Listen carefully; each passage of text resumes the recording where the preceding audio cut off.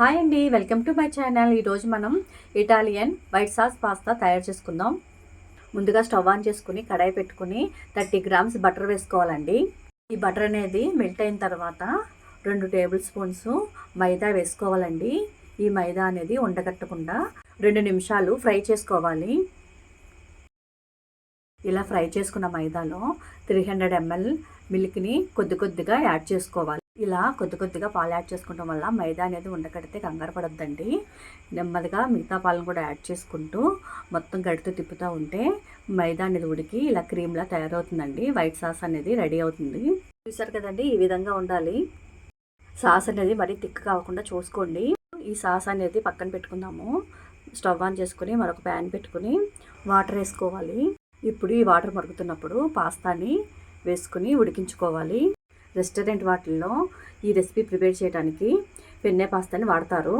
ఈ పాస్తా ఉడకటానికి 9 నుంచి 11 నిమిషాలు పడుతుందండి. ఇలా ఉడుకుతున్నప్పుడు కొద్దిగా ఆయిల్, కొద్దిగా సాల్ట్ యాడ్ చేసుకుని సాఫ్ట్గా ఉడికించుకోవాలి. ఇప్పుడు ఒక స్ట్రైనర్ తోటి వీటన్నిటిని ఒక బౌల్లో తీసుకోవాలి.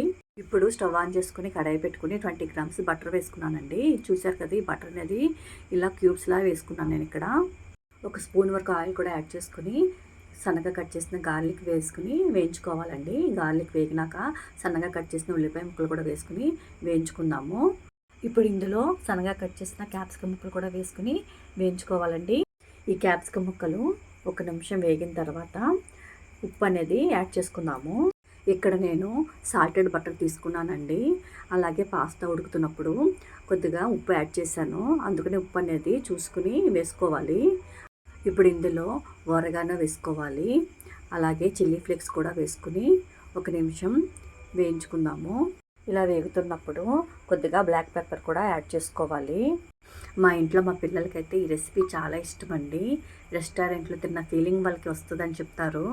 మీరు కూడా మీ పిల్లలకి ఇలా చేసి ఇవ్వండి, చాలా ఎంజాయ్ చేస్తారు.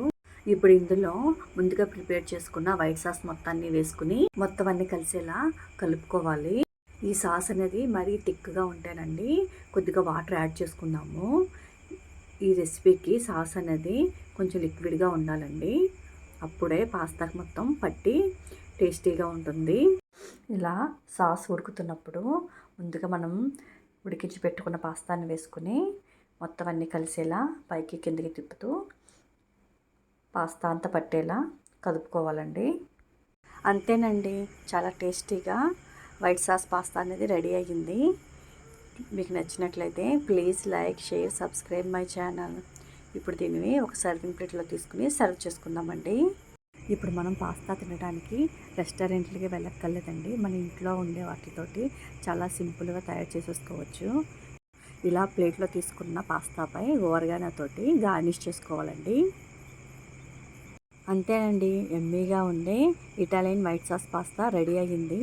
ఇప్పటి వరకు సబ్స్క్రైబ్ చేసుకున్న మీ అందరికీ చాలా థ్యాంక్స్ అండి.